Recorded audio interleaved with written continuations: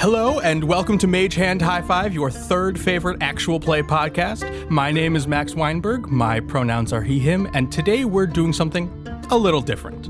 I'm joined by Kendo, the creator and host of Tales Yet Told, and the media production manager for Kobold Press. Hey, hello. Hi, I'm Kendrick or Kendo, whichever you prefer, any all pronouns, or whatever feels right in the moment. Thank you so much for joining us. Yeah. Or me, us. It's just me. No, it can be, it's you, me, the listeners, it's all of us together.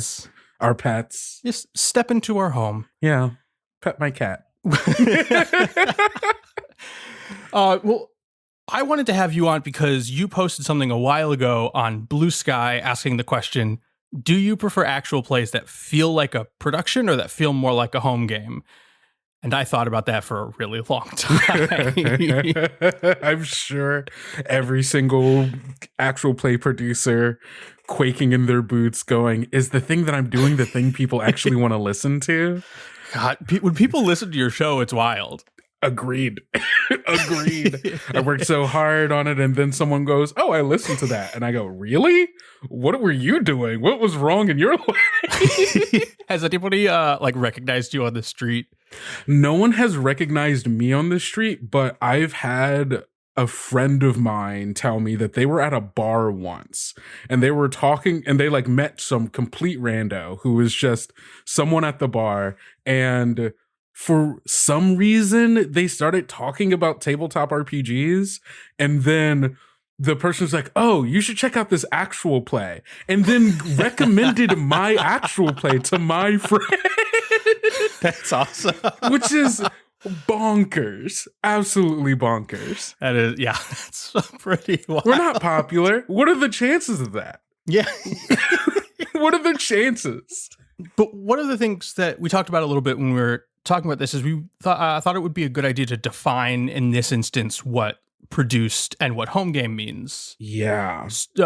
For this discussion, at least, because it means so many different things for so many people, just so the audience has a reference point for what we're talking about. And so we have a reference point for what we're talking about. Yeah, for sure. So I guess to me, when I was making that post, the way that I was defining an actual play that feels like a home game versus something that feels like produced, I guess I'll start with produced because I feel like it's easier to chip away at that to back to a home game, right?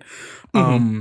On the most extreme, so generally the traits that I'm thinking of when I think of a heavily produced actual play, because if you're recording something and then putting it out, it is a thing that is produced, right? But I'm thinking something has been created. Exactly. But heavy production on a thing is something that has moderate to a lot of sound design. So that includes adding ambiance, adding music, adding sound effects, mixing the voices to sound like they sound like they are in the space that they are talking in.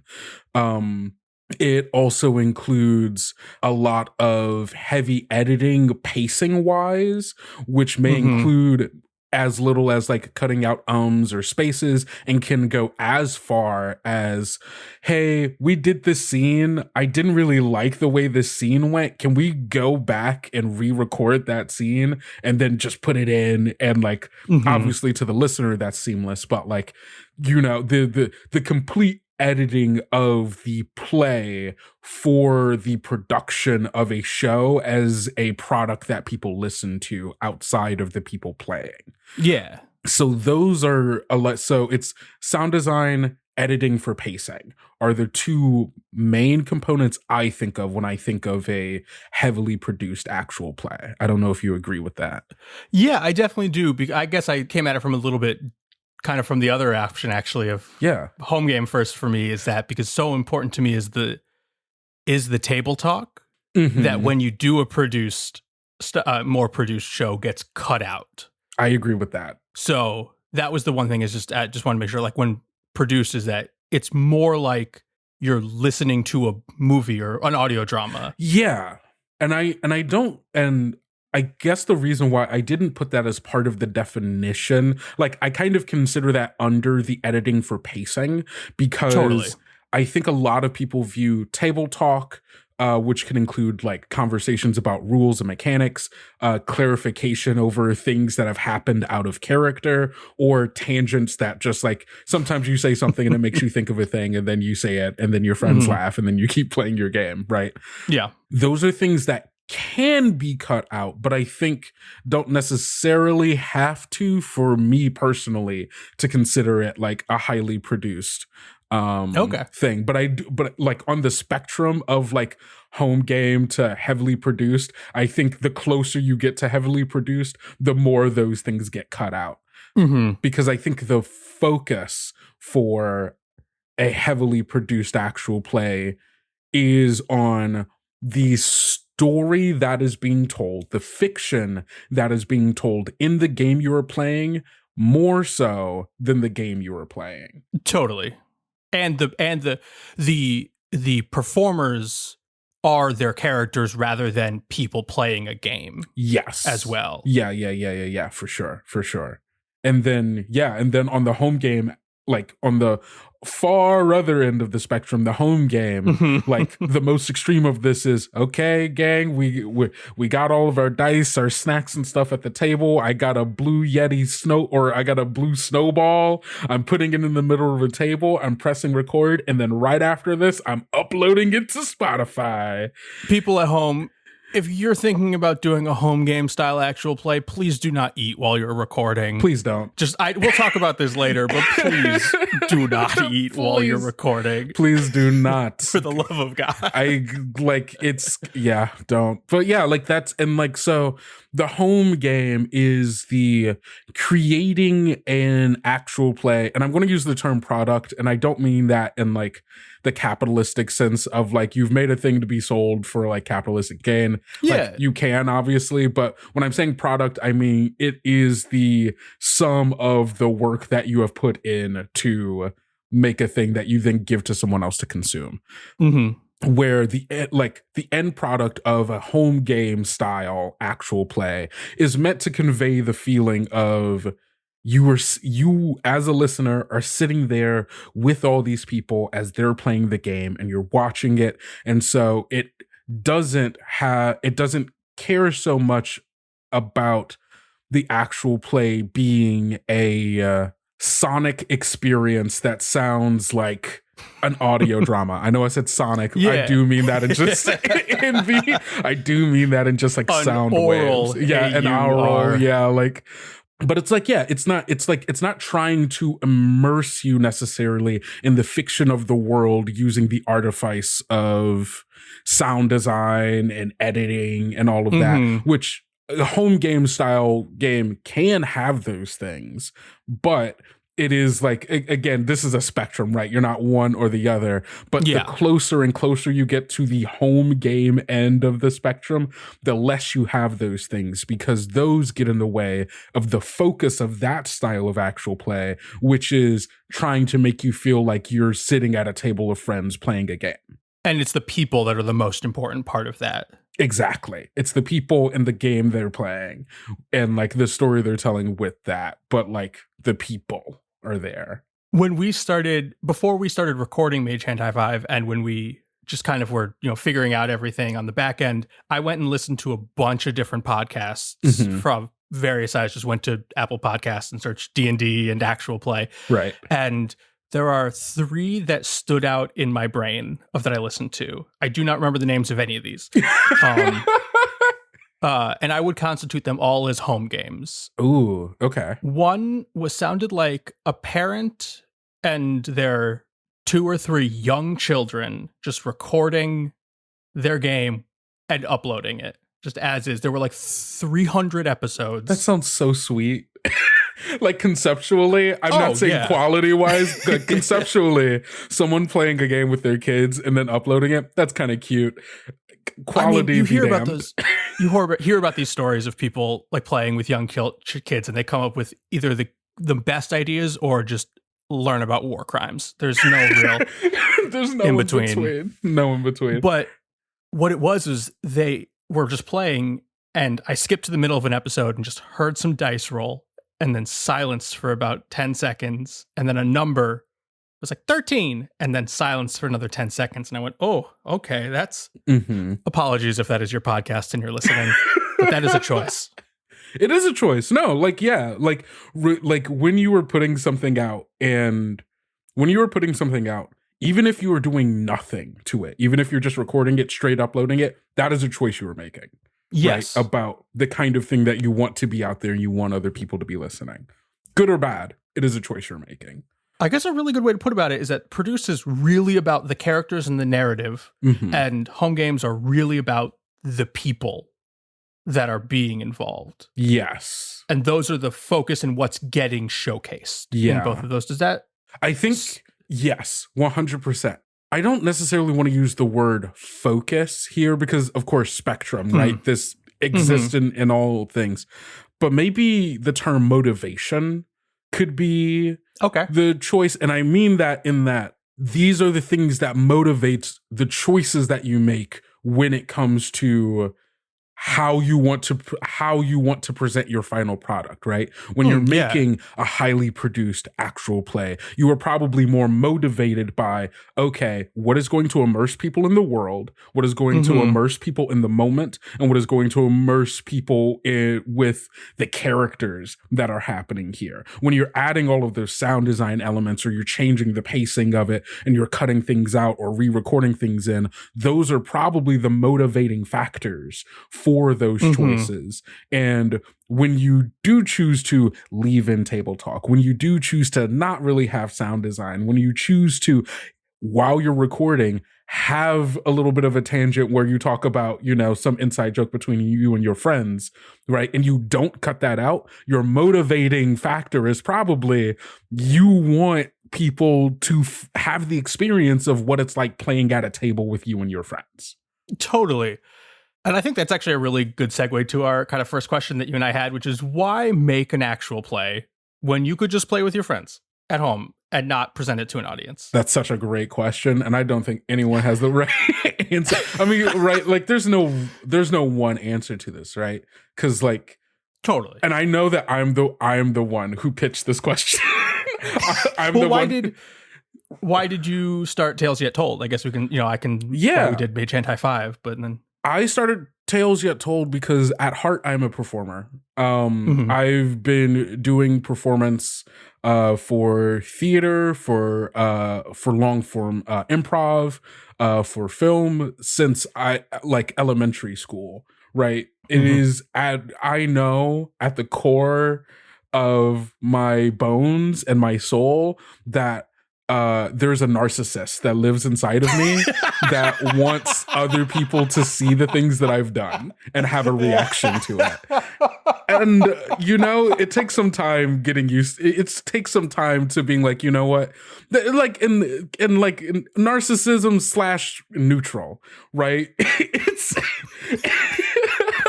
narcissism / neutral, like not to, because ultimately I try, and it takes obviously a lot of work to like go, I do want people to see my things, I do have to be humble about it, and I do also have to lift other people up, and that's like an active thing that's work, right? That's the work that one has to do to try to make sure that one does not become so self-centered that you only think of oneself.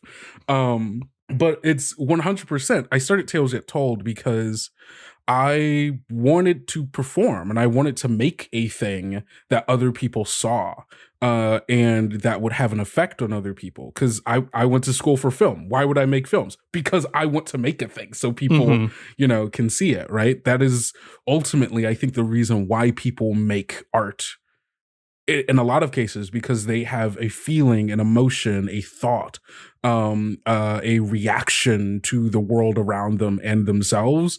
And they want to share that with other people, either to build some kind of empathy, to share information, to have other people react to it, like whatever those reasons are, right? I made Tales Yet Told because I'm a narcissist and I wanted to make a thing that other people listen to.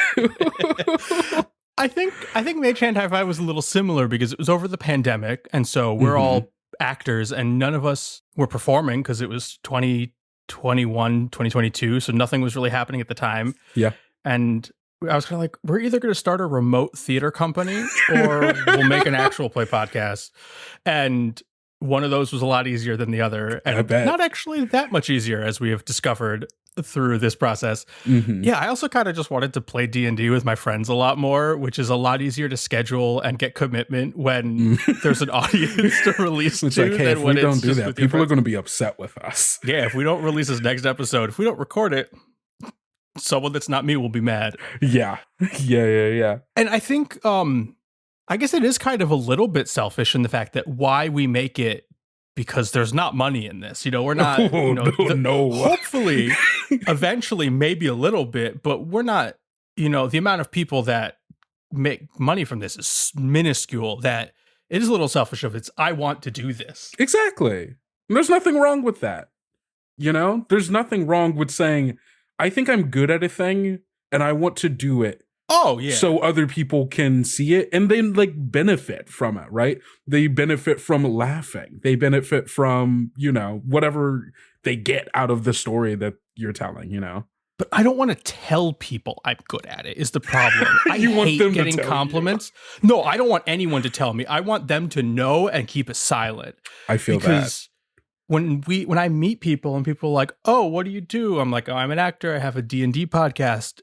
And kind of to legitimize it, Mage Hand High Five won 3 awards at New Jersey Web Fest this last year. I have to kind of be like, in my brain, oh, I have an award-winning podcast, and I hate saying that with a passion. It sucks so bad.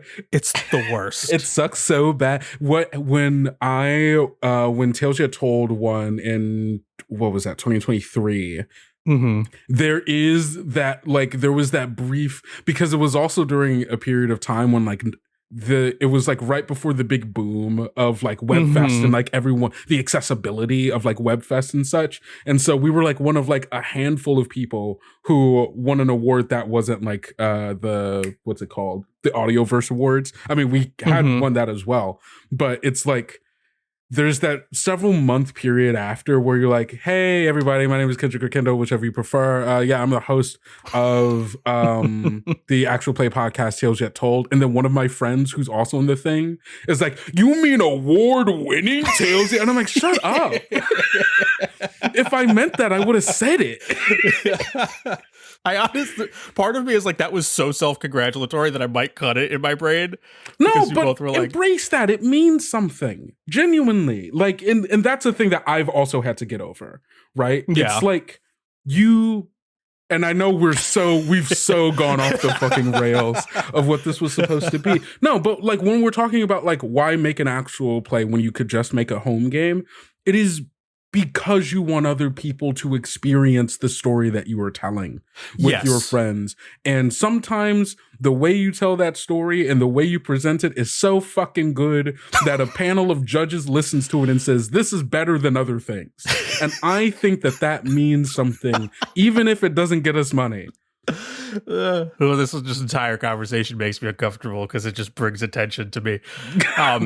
Take the attention. Enjoy it. Well, to hard pivot to our next question.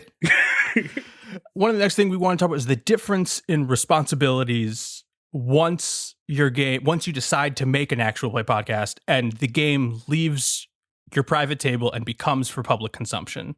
Yeah. The kind of just the first thing that comes to mind for me when you posed this was you are no longer beholden to just the people at the table around you. Correct. You suddenly have this audience, or hopefully have this audience that you have to be aware of. And even if the line with your friends is a certain spot, the line with audience members might not be. And the example I have is that, very big spoilers for our first campaign of the Badlands, my character Wyatt is a very devout religious, kid who's more or less inspired by Mormon missionaries. And the jokes that I will make about religion that I'm not very religious and have personal qualms with it. The jokes I would make with the rest of the people on the podcast are very different from what I would present to an audience. Yeah, no, 100%, because there is the line between as you put it, right, the things that I could do either in private or with the people, that I'm close with, where I know their boundaries, we all are comfortable with each other and we can talk, goes immediately out the window the moment other people that you don't know or a different audience comes in, because you have to also include their boundaries. And that doesn't necessarily always mean that you don't say certain things, right? Sometimes that means you make a content warning, right? Yep. And this obviously isn't just about like jokes and stuff. This is also about themes and content, right? If you're doing like we do, like Tales Yet Told, we do a lot of horror. I do a lot of horror. And a thing that I like throwing at my characters and just like in my worlds in general, I love spiders, and I will make anything kind of like a spider, and I will throw the most nasty, fucked up looking spider at you. And hey, I wonder what one of the most feared insects in the world is, right? Spiders. And I do a lot of spider descriptions, and then sound design, a lot of spider sounds, right? And so exactly. And so I remember that this became a very big thing when we were doing our first season, Strangers in the Wood, where there is an entire second half of an arc that deals with a half girl, half spider person who has all of these spiders. There's a wolf full of spiders, and like the sound design, and like before each of those episodes, before every episode of Tales Yet Told, is that, hey, look at the content warnings before you listen to this episode. But I had to no one made me do this, but I knew, both for the responsibility as the person putting this out there, knowing that there were going to be people who were maybe not going to be prepared for just how, like, I could put content warning spiders and spider sounds all day, and someone could go, well, maybe this is the day that I can listen to the spider one. And then they listen to it and go, oh, I wasn't expecting that kind of spider stuff, right? There's another responsibility that I think, as a creator putting this out, that I have. So I recorded, hey, everyone, I know I told you to read, and I know that you probably read it, and you read that there were spiders. I genuinely need you to understand there were spiders. And so please take care of yourself. Stop listening if you need to, skip past it, so on and so forth. Do whatever you need to do to keep yourself safe, right? And like, those are, I think, some, like, you don't necessarily have to go as far as to like record a whole nother thing to warn people that, hey, gang, you don't like blood. There's a lot of blood in this one. Like, you don't have to necessarily do that. But I do think that there's a certain responsibility for certain kinds of content, certain kinds, whether it be horror, whether it be dealing in religious themes. We have a lot of classism on ours. Like a lot of classism, a lot of capitalism, a lot of poverty, a lot of war, things that are actively happening in our world right now that maybe someone doesn't necessarily want to listen to in their fun hee ha ha D&D podcast that they go to for fun, right? So there's the responsibilities of, and it's not like, there's the responsibility of letting people know what they are about to get into, so that they have the agency to decide whether or not this is what they want to listen to right now. And that goes for both your players and your podcast. The same safety stuff that you do with your players should follow for the people listening, because now you've brought them to your table, right? Especially if they're not like your friends ahead of time. If you are playing with people you don't know, you have to have conversations. And so many of those horror stories that we hear about of players or DMs being just demons is because they don't have conversations of what the expectations are at the table. Yeah. So we have content warnings on some of our episodes. One, we actually had a listener reach out and more or less request one be added because we had never even thought of it. And absolutely obliged and have added it every time it's come up, because it affected this person's, only one person vocalized it. And maybe there are other people that were feeling it as well that made them uncomfortable. But also, as I was saying, Wyatt is a child. And the spoiler is that I didn't start the campaign playing Wyatt. Now I'm playing Wyatt for various reasons. And on the first episode he showed up in, Rowan put the content warning child endangerment, and it just got me to laugh so hard because I wasn't expecting it at all, because I was like, I'm playing a child in a D&D campaign. Of course there's going to be child endangerment, but didn't even cross my mind to throw that in there. No, literally every single episode of Strangers in the Wood has to have that, because 2 of the 3 characters are children. And I just told you, I sent a giant spider girl and a wolf full of spiders at them. And like, like there's like, yeah, while we're in the moment, like, it's like, oh yeah, these are things that make sense. But hey, for various reasons, there are probably a lot of people who don't want to hear about children being, you know, close to death or attacked or, you know, things of that nature. We also, in our pirate series, we had someone reach out because in the description I put our emails like, hey, if you have any questions, comments, need anything, just let us know, right? And we had someone reach out, and I, as an NPC, I had made an offhanded remark about another NPC where, like, just like who was like a villainous, yada yada yada, whatever. But the character I was playing referred to them in derogatory terms, like regarding their weight, and it was just like, and I'm fat. To be clear, I'm fat, but I wasn't really thinking about it when I had another character refer to someone as a fat fuck. That may be maybe not something that a general person may just want to hear, right? And or should be something that they are aware of is true about this world, right? Because this character offhandedly making this remark then says something about the rest of the world as like, this is a world where the way that fat phobia exists in our world probably also exists in that world. And so again, this isn't like oh no, this is like, oh, I'm never gonna listen to this or whatever. This person was just like, hey, put that in there. And I was like, you know what? Yes, sir, ma'am, mix. I don't know the gender of this person, but like it was stuff like that. Like you think, like it's such a small thing. It's such a small thing for us to have to go, oh yeah, I'll just update the description. Type 2-3 words. Exactly, right? And it can change so much as far as the listener's experience to what they're going to be, what they expect, right? The same thing you were saying. It is a conversation that you are having with the listeners who you are now inviting to your table in the same way that you probably wouldn't just, you know, invite some stranger to come and listen to your grim, dark horror Game of Thrones game that you're playing with someone, and then you start doing the kinds of things they do in Game of Thrones without telling people beforehand. I charge $5 to invite strangers into my girlfriend's family's house for our annual holiday one shot. That's so funny. Just to That's so funny. That's so funny.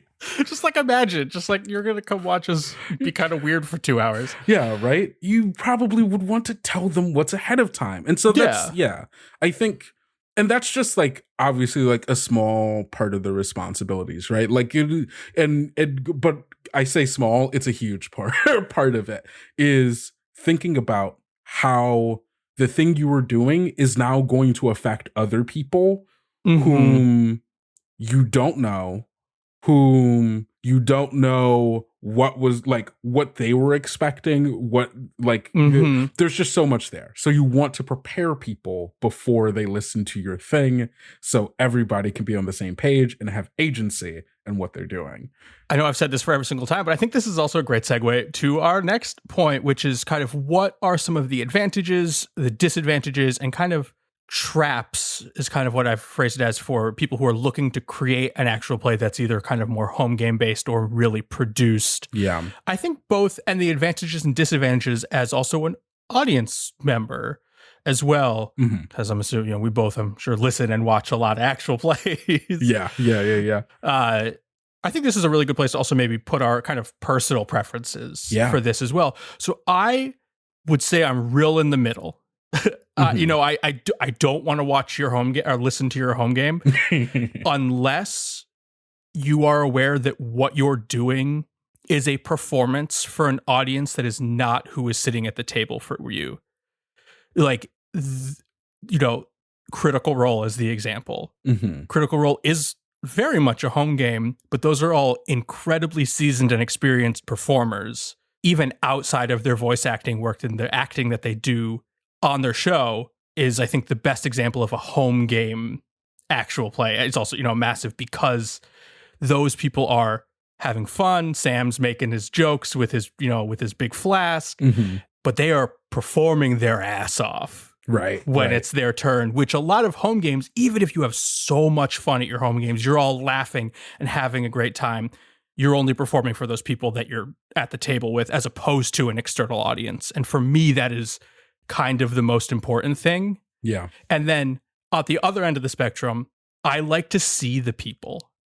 Similarly to when you're watching like a talk show, like, one of the late night shows, I want to see those performers. I want to learn who they are as people more than they are as performers. And that's something I really enjoy, which, the other really, really big one, Dimension 20, I think they do a fantastic job of editing down their process, but you also get to watch those performers having an absolute blast and enjoying each other. Yeah, 100%. What do I fall?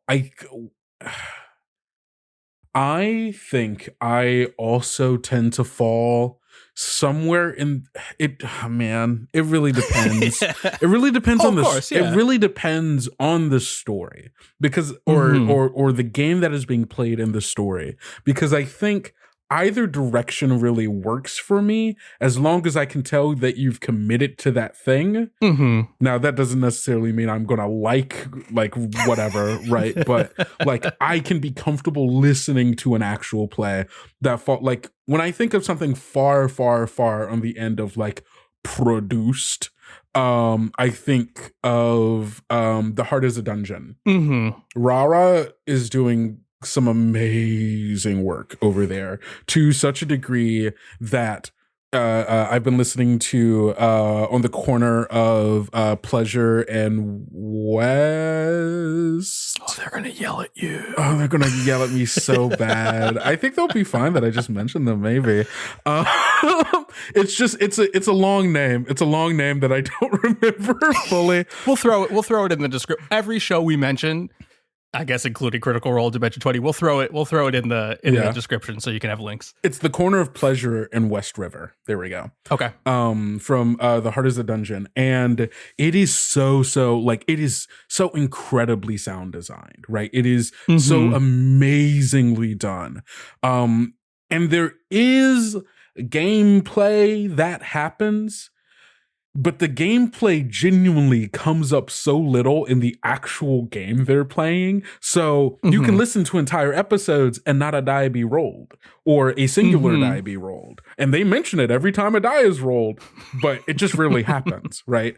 Okay. And because that kind of game is very much about the conversation people are having, and like the way in which like the mechanics are a lot of questions that make you think about, okay, what is my answer to this, so on and so forth. So it's role playing in that way. And then there is like the rolling of die when there is like a chance for, a particular kind of thing to happen. But it's in that kind of game where I'm like, the sound design isn't super bothering me here, because I do feel immersed in the play aspect, which is the conversation still. Like good sound design, you don't notice. True. I mean, truly. True. So true.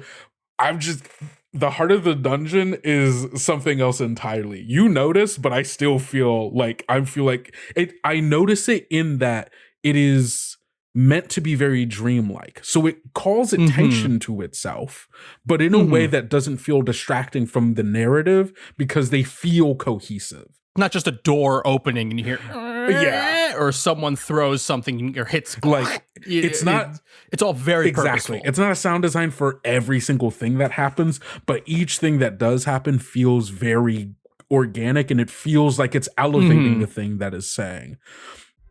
This episode of Mage Hand High Five is sponsored by Multitude Productions and their actual play podcast, Join the Party, as part of their direct creator support initiative. Multitude Productions believes that podcasts are for people, not corporations, and that the actual play community is full of incredible creators telling some of the most imaginative stories in all of entertainment. Multitude offers high-quality and affordable production services and consulting to help podcast creators of any size capitalize on their own successes. Join the Party is an actual play podcast focused on genre-pushing storytelling and celebrating the artistry of its cast and collaborators, as well as being a love letter to the art form of actual play. Join the Party has multiple seasons available now, with stories ranging from swashbuckling pirate tales in a world of plants and bugs to a weird summer camp beset by monsters. Here's looking at you, Camp Craven fans. Tune in every Tuesday for new episodes of Join the Party. And who knows, if we're your third favorite actual play, they might just become your first or second. We hope you'll check out Multitude and Join the Party at jointhepartypod.com or connect with them at Join the Party Pod on Instagram, Blue Sky, Tumblr, Facebook, and Twitter. Also, be sure to let them know that Mage Hand High Five sent you and that their direct creator support initiative is working. And with that, on with the show.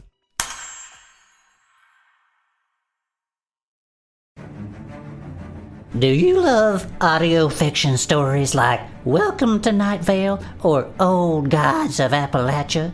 Are you looking for your next favorite podcast? Or maybe you love actual play shows like Critical Role, but don't always have time to sit down to a 3-hour show with hundreds upon hundreds of episodes. Then you'll love The Adventures of Bud and Herb, a podcast that is made to binge with episodes around 30 minutes of non-stop, irreverent, yet wholesome fun set in an immersive fantasy world. Follow along as best friends Bud and Herb, that's us, race against time to find an elusive, monstrous cryptid that has snatched a little boy from our idyllic little town of Mistress Glen. I'm Bud, the Deep Gnome Rogue. And I'm Herb, the Turtle Folk Barbarian Chef. Each episode we dig deeper into the mystery of the Cinderwood Walker. A beast so terrifying it can kill with only its stench.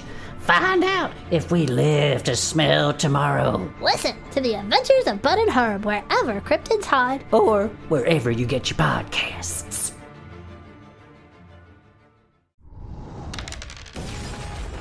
Hello, my name is Sam Dunawald, and I'm here to tell you about Dice Exploder, a podcast where each week me and a rotating co-host take one tabletop RPG mechanic, just one mechanic, and break it down as deep as we possibly can. If you love thinking about role-playing games and how they work, this is the show for you. Come listen to me talk to Alex Roberts about Love and Pity, John Harper about elegance and layout, and Mikey Ham about, what else? Exploding Dice! It's an interview show, a review show, a design show, and most of all, a show for anyone who loves these games. Come on down and join us. Find Dice Exploder at diceexploder.com or wherever you get your podcasts.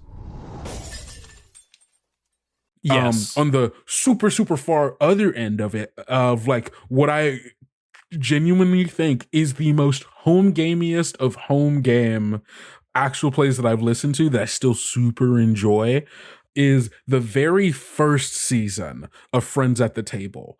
Okay. Autumn and Hyron is genuinely the actual play that made me go, I want to do actual play. And I wanted to, and I want to take my stories very seriously, because despite the fact that Austin Walker and all of them do such an amazing job creating this world, building out these characters, really focusing in on the story that they're telling and the game that mostly the game, they're a very game focused series. I haven't listened to it, so maybe I'll go check it out. It's your favorite podcaster's favorite podcast. It is. It's so good. Their first season, production wise, is so bad.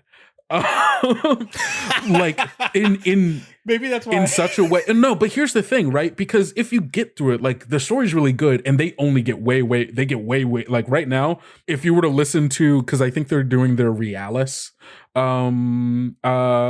season. If you listen to the Realis season versus the first episodes of Autumn and Hyron, you'd think it's a completely different show. Like they leave everything in there, despite the fact that Keith J. Carberry, who was editing at the time, was like, I'll cut that out. Never cuts out a thing. Like every single time someone say it? Yes. And it's still in the episode. Every single time someone's like Skype stops working and they're like, I can't hear you. Are you talking? All of that is in the podcast. It is the most home gamey of home games that I can think of. All the inside jokes, all the talking about people who aren't on the podcast and like stories from their past get interspliced through play just because it's organic conversation that comes up. And I fucking love every bit of it. It's so good because for the same reason that you were saying, where you were like, I want to see the players still, right? Because Friends at the Table is very much a podcast that is about the story, is about the characters, but focuses its lens on them through the play of the game.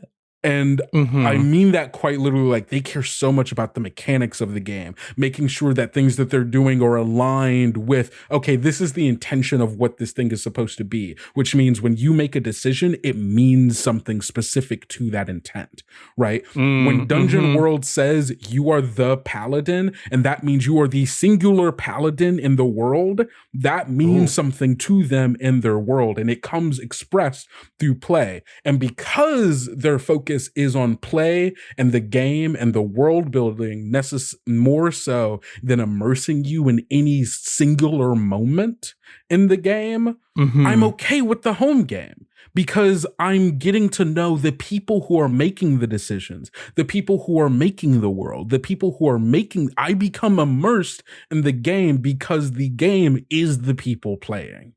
And that was something incredibly inspiring to me when I started making actual play, to such a degree where there's a point early on in Strangers in the Wood where I am talking about a car that they're all in, but I hadn't decided what that car was. And so I was like, well, okay, wait, let me Google some 80s cars. What car would this be? That's in the show. And I didn't cut it because when I came to editing, and I'm like, this is something that would be in there based off of like my listening. Like there's so much Googling that happens and Friends at the Table of like, what is it? But it's like, but it's all a part of play, right? Because they're like, well, what does this thing look like? What are some things that this thing could be? What are some architecture, what are some like architecture like stylings that could be like what that the thing that this thing is? And it immerses me in the world because now I'm a part of that conversation. But it also very much sounds very intentional, and they're doing it with a specific purpose in mind. They're not just a bunch of friends recording their own game. They're saying they're making the active decision to do this. Correct. And which is very important. But the parts of them where it's like our Skype thing they say they're going to cut it all the time, and they don't. They never do. They do now. I have no idea if they have technical issues now because all of that gets cut out. But that first season, so stressful. No, right? And those like episodes are like 2-3 hours long sometimes. But I'll take that over like a 6-hour Critical Role episode.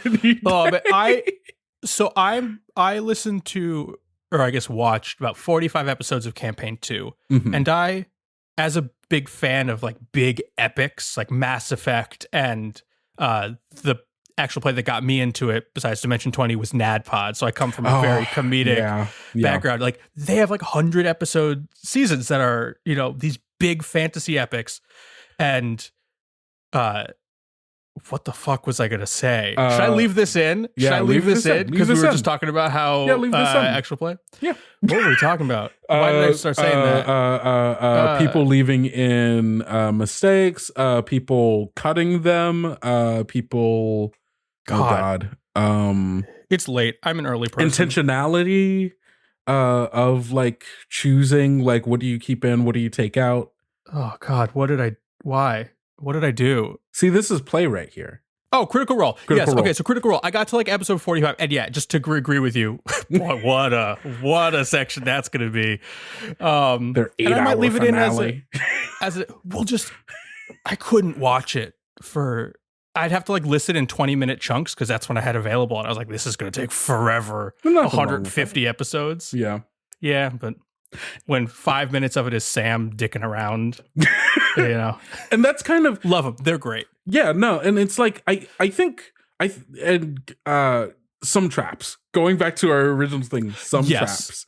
Going back to the original thing, some traps. See, this is let's bring it back together. Tangents of the traps, but They are. No, but going to like length, right? Mm-hmm. I think, and this is a personal belief, not everybody's going to agree with this, obviously, but there is a tendency within the actual play space and like a lot of the conversations that I see within the actual play space, especially because it's a growing thing, right? Actual plays are and like new. Yeah, actual plays are relatively new. They've been around for like a decade, but the accessibility for people to get into this space and be able to do it and have a bunch of people listen is still growing. We're still figuring it out as an art form, how we want to be perceived. And so in these conversations, there's a lot of talk about accessibility and how do we get more people to come in on come into the space, come in to watch our stuff, right? How do you convince someone who's primarily been listening to audio dramas their entire life or however long, right?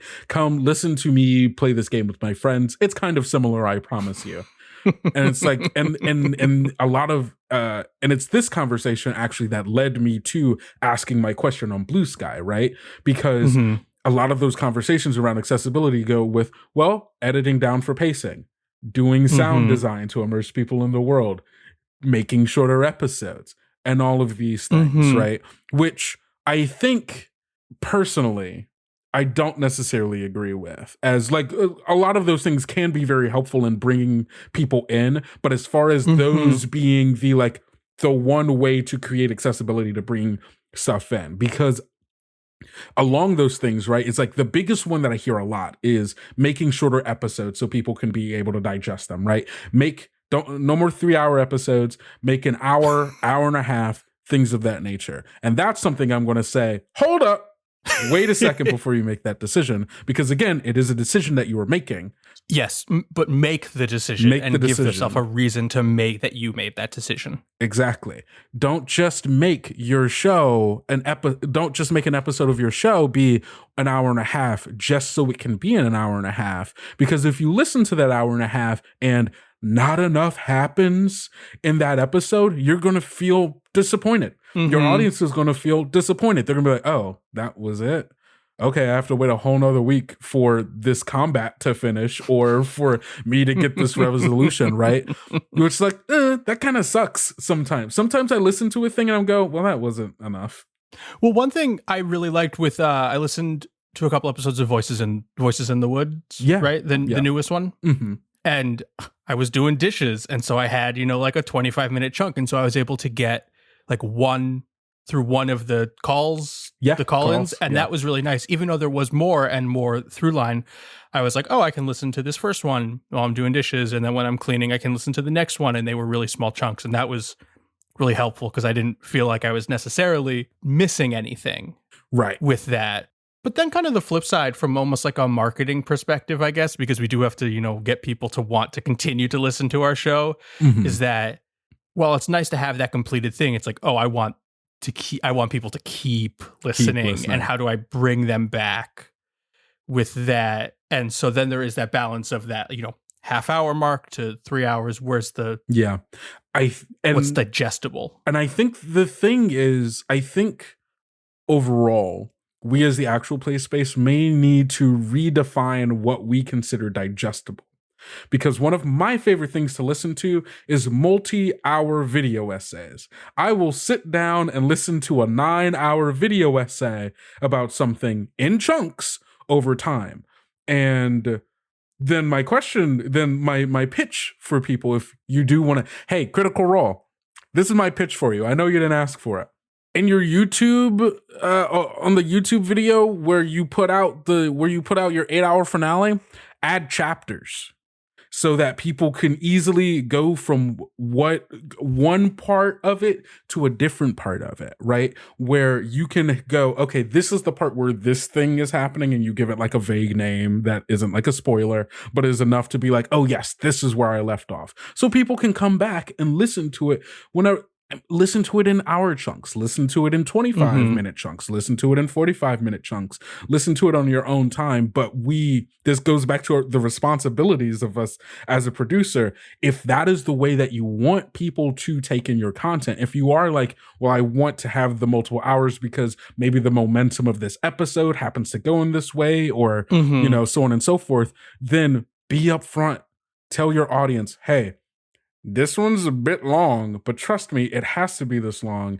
If to make this better for you, here are the digestible chunks of this longer thing that you can listen to, and here are the timestamps for it so that they have the agency then to be able to go listen to it however they would like.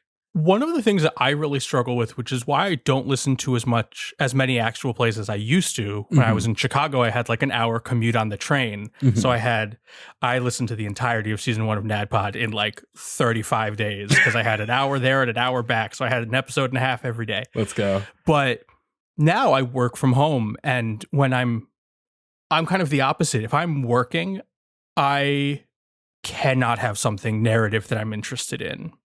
Like I have to, which is why I listen when I'm driving 20 minutes to somewhere, or when I'm doing dishes or cleaning, is going for a walk is the only time I can listen to an actual play. Or I don't listen to audiobooks, but it would be the same an audiobook. Yeah. I can't watch a TV show I'm actually interested in while I'm working, which is why I'll just throw on music, Brooklyn Nine-Nine or something I've watched, a bunch already. And that is something I think that's really important as producers, is how do we want our stuff to be watched or listened to? And I guess this is actually something that like TV shows are taking into account now. Yeah. Because apparently Netflix is making shows that are intended to like not be actually watched, but only like half taken in as like just in the background. Yeah. And they're kind of designed to be lighter, I guess, narratively, as opposed to where you got HBO and Amazon Prime that are doing these thick, what is it? I think this is from NADPOD, thick sods. Yeah, I think I read the same thing, where it's like, especially like a lot of writers and directors are coming against this with Netflix, where they're like, hey, can you write this to be where people are talking about the thing that they're doing, because people aren't actually going to be watching your thing. Yeah, they're just going to be listening to it, and it's almost like reverting back to the opposite of the movies instead of talkie. In the same way that I think that one should have conversations with your players and the audience about the content of your thing, so that everyone has the agency to do what they want. I think to a certain degree, maybe the conversation should also be about the way that you are supposed to listen to your thing, because different shows are going to have different intentions, and they're going to have different executions, and they're probably going to have to be listened to in different ways. Now, if you want your thing, and like part of this is marketing, right? Because we already do this kind of, when we're like, yes, hey everybody, come and listen to Tales Yet Told, an actual play podcast dedicated to telling weird and fun stories full of, this isn't the same one. I use it differently. I changed the script on this, so I don't fully remember what the new one is. But like, I tell people this is a horror podcast. It is queer-led, and it is about the intersections between horror and queerness. We use a lot of podcasts use the terms like, yes, highly edited. People like immersive sound design, and all of these are giving people expectations about what they're going to be listening to and how they're going to be listening to it. And maybe there's another thing here that we can add that is like episode length, meant to be listened to in chapters, right? Or like has timestamps to like say like, here's a good starting and stopping place if you do have less time to listen to this thing, and so on and so forth. There's nothing saying that the conversation has to begin and end at safety only, because doing this, hey, if you were to make a 3-hour long podcast, but also say, hey, it's broken up into ways and here's how you listen to it, that's a great marketing tool that maybe more people would be interested in, because they're like, yes, now I know I'm not thinking about it as I have one episode of this thing I'm going to listen to. I got, oh man, there's 3 1-hour bits. That's 3 times I can listen to this show, and I know I have something that I'm going to listen to. What? Well, this is a great segue. You're really good at that. It's on my script. Yeah. No, but one of the things we mentioned was what are both from a listener, from an audience perspective and as a producer perspective of what are the advantages and disadvantages of home game and produced. And like this, one of the things when you're making a home game, you're probably playing 2 to 4 hour sessions while you're recording, unless you are actively trying to make it shorter. And then that's what you put out into the world. Whereas when it's produced, you can cut it down. Like we record, depending on, how juicy of an episode it is, we record for 2, sometimes 3 hours, and those get cut down to an hour to an hour 45. They get cut in half. Yeah. And I think that we're at Mage Hand High Five are like in the 2/3 towards produced, I think, because we do have sound design. It's very tightly edited, but you also get jokes like me saying it feels like a gas station boner pill. Like that's, which is very out of world because it's a fantasy Western. Right. And I think that those are kind of some of the advantages and disadvantages you can have as a listener of if you want just a quick, tight narrative, you're going to want to listen to something that's produced. And there are some that go even so far. I believe it's Tales of the Manticore basically audio dramatizes a game that is being played to like 30-minute chunks or so. That sounds so familiar. Yes. Either that or I'm thinking of a different thing that does something similar. Yeah, so that's like if you wanted to make it as a producer and wanted to make your stuff very presentable, play the game with your friends, have the amazing fun you're having with your friends and telling the story, and then you can just take it and dramatize it that way. Yeah. And you're still telling the story. The audience just isn't getting the roles and the, oh, I have disadvantage here and I pull this card and all that stuff. Because from that way, like, and this is a thing that I've heard like a lot of producers slowly being like, man, what if I just play a game and use it to outline an audio drama? Which isn't a bad instinct, right? Like there's the one that That's amazing. Yeah, right? Like the one that I'm thinking of, I think is Dice Tower Theater. Yeah, I met them at PAX. Yes, I met them first at the New Jersey Web Fest. Oh yeah. I love them. Super nice. Yeah, amazing people. And yeah, they have I think they're playing a D&D 4th edition game. I could be wrong. I think so because I think Mike said that and I went, "Oh, 4th edition." No, but me and Mike are on that. Mike Ashley, I believe is how you pronounce his last name. But yeah, he plays a home game with him and his cast, and then they outline based off of things that happen in the game. They rewrite some stuff, they reorder things based on how it's going to flow, and then they make an audio drama out of that. And I would go so far as to say that might still be actual play. I know a lot of people wouldn't agree with that. Oh, we're coming up. We just hit the hour mark in my recording. That's going to be a whole now, right now. Yeah. Goodbye.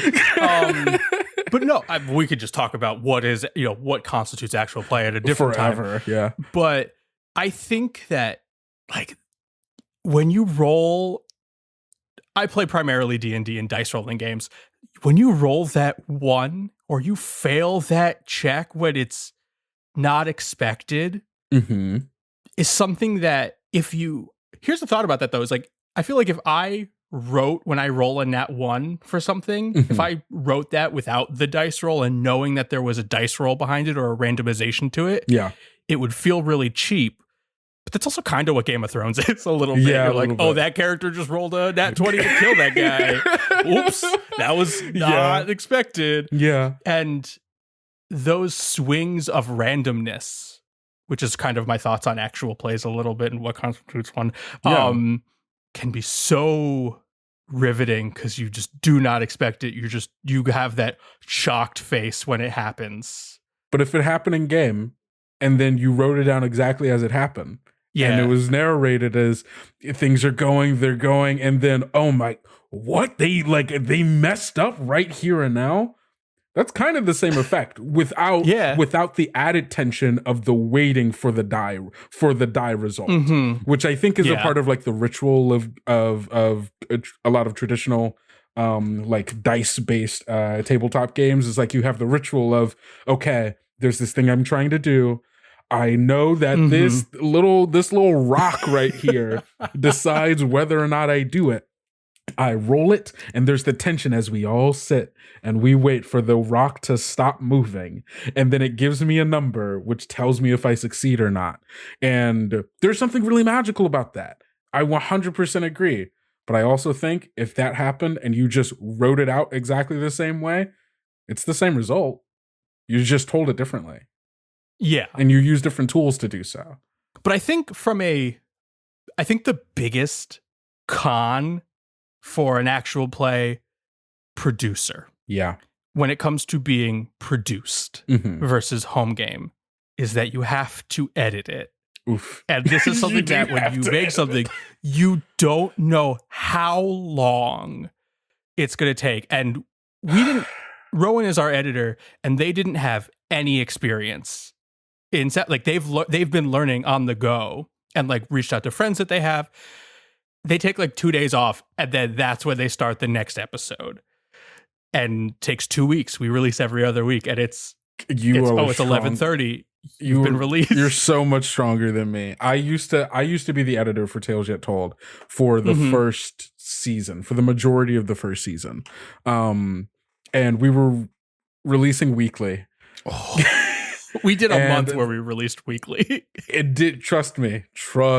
It sucks. Hey, shortcoming of making an actual play in general, don't make it weekly unless you have backed up episodes, unless you already have like half your season done and or the full thing and you're not recording anymore and you're like, okay, it's done. It just has to be edited and like half of it's edited. Then you start releasing weekly. Or it's your full-time job. And even NADPOD, Murph, who edits their show, is like, I gotta step back. We're doing every other week. Yeah, because it takes time. I just finished doing a review edit because thankfully, I do not have to edit Tales Yet Told anymore. And our wonderful editor, Zach, who's a good friend of mine from college. Most of the more than half the cast are people that I know from college.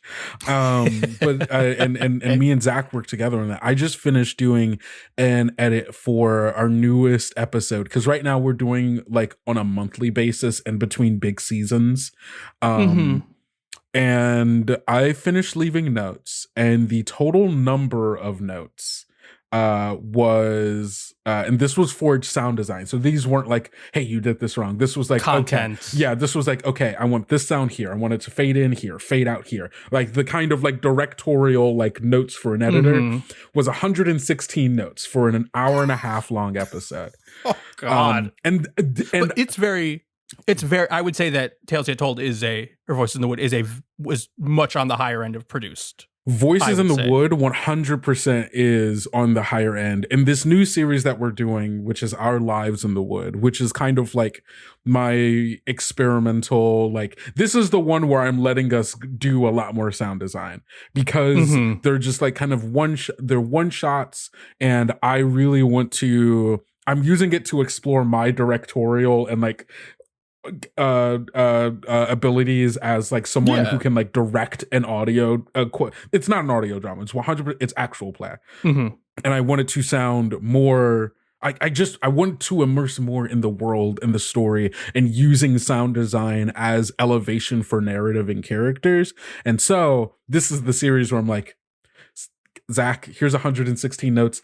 Please let me shaking the digital camera. Let me know if this is too much. I will literally do anything to help you. Please let me know. I'm so fucking sorry.